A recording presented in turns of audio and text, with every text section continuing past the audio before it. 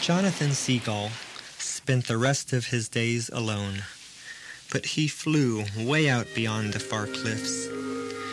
His one sorrow was not solitude. It was that the other gulls refused to believe the glory of flight that awaited them.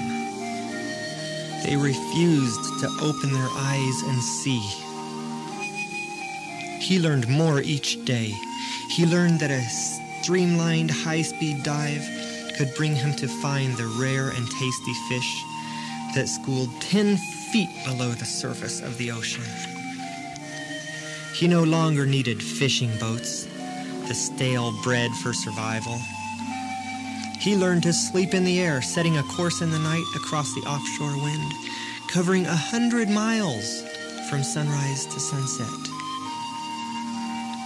With the same inner control, he flew through heavy sea fogs and climbed above them into dazzling clear skies.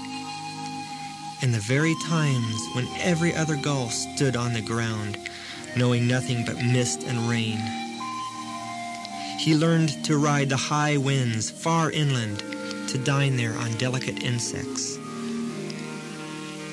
What he had once hoped for the flock, he now gained for himself alone.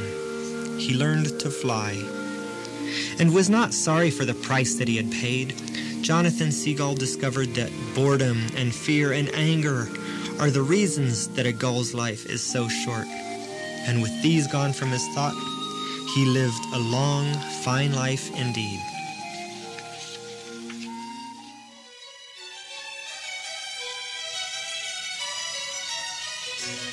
They came in the evening, then, and found Jonathan gliding peaceful and alone through his beloved sky.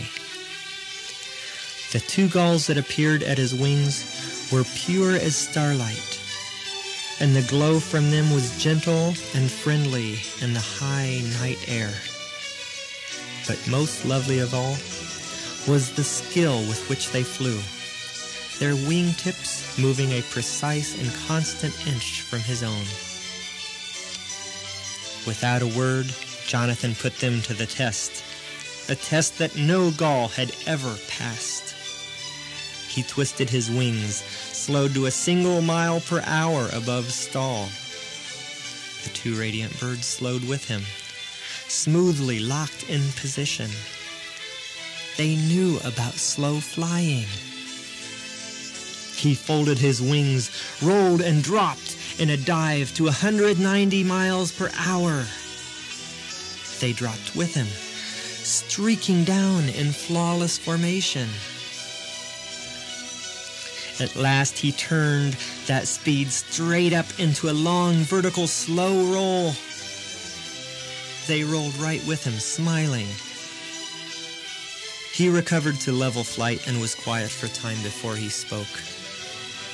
"Very well," he said. "Who are you?" "We're from your flock, Jonathan. We are your brothers."